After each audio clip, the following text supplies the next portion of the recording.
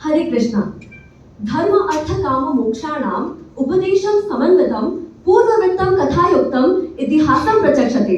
अर्थात इतिहास भी साक्षी है कि जो भ्रष्टाचार नामक धर्म संकट है यह अतीत में भी था और वर्तमान में भी है। यहाँ उपस्थित सभी गणमान्य व्यक्तियों, प्रतिभाशाली प्रतिस्पर्धियों और मेरे प्रिय दर्शकों को मेरा सादर प्रणाम। मैं L Dimple Sai Reddy, regional college of management की प्रतिनिधि आप सबके समक्ष दिए गए अत्यंत ही महत्वपूर्ण विषय पर अपना वक्तव्य प्रस्तुत करना चाहूंगी। अब भारत जैसे विकासशील और लोकतांत्रिक देश में भ्रष्टाचार का होना एक बहुत ही बड़ी विडंबना है। शायद इसीलिए बड़ी कंपनियां, आईटी सेक्टर्स, अच्छी अर्थव्यवस्था होने के बावजूद भी भारत पूरी तरह से विकसित होने की दौड़ में अभी बहुत पीछे है और भ्रष्टाचार की जड़ें कुछ इतनी गहरी हो चुकी है कि शायद से कोई ऐसा क्षेत्र बचा हो जो इससे अछूता रहा हो।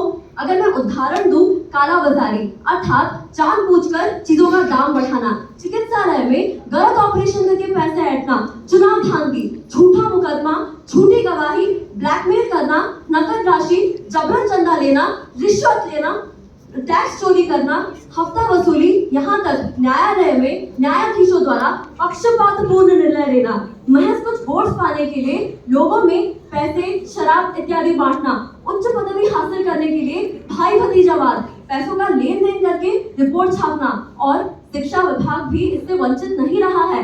एडमिशन से लेकर संपूर्ण प्रक्रिया समाप्त होने तक, ट्रांसफर से लेकर प्रमोशन तक, परीक्षा में गलत मूल्यांकन करने से लेकर नकल करने तक भ्रष्टाचार के अनेकों उदाहरण दिन प्रतिदिन गंभीरता से बढ़ रहे हैं। लेकिन स्मरण रहे, निष्काम कर्म मानव धर्म, जिसका परिभाषा है धारयति इति धर्म।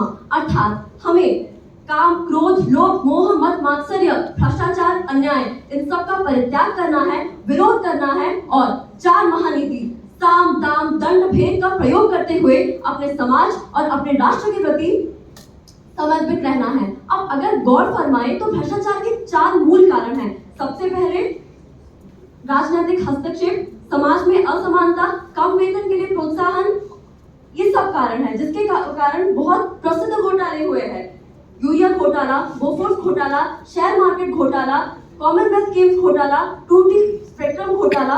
लेकिन सरकार ने संघर्ष और आंदोलन भी किए हैं, जैसे स्वामी रामदेव द्वारा विदेश में जमा काला धन भारत में वापस लाने हेतु आंदोलन, अन्ना हजारे द्वारा आंदोलन, मोदी सरकार द्वारा आंदोलन। लेकिन भ्रष्टाचार ऐसी परिस्थिति उत्पन्न करता है जिसमें समाज में मात से न्याय हो जाए, अर्थात बड़ी मछली छोटी मछली को खा जाए। तब श्री कृष्ण कहते हैं, यदा यदा ही धर्मस्य ग्लानिर्भवति भारत अभ्युत्थानम् अधर्मस्य तदात्मानं सृजाम्यहम् परित्राणाय साधूनां विनाशाय च दुष्कृतम् धर्म संस्थापनार्थाय संभवामि युगे युगे। इसीलिए पारदर्शिता, जवाबदेही, शिक्षा, नैतिक नेतृत्व, परिवर्तित मानसिकता, विशेषाधिकार का वर्जित होना, कठोर से कठोर दंड, e tendering, e governance, digital marketing, 5T का प्रयोग, ये सिर्फ और सिर्फ सरकार का कर्तव्य नहीं बल्कि प्रत्येक नागरिक की जिम्मेदारी है कि वो सक्रिय रूप से इसका मुकाबला करे और एक ऐसे राष्ट्र का निर्माण करे जहां न्याय और निष्पक्षता कायम हो।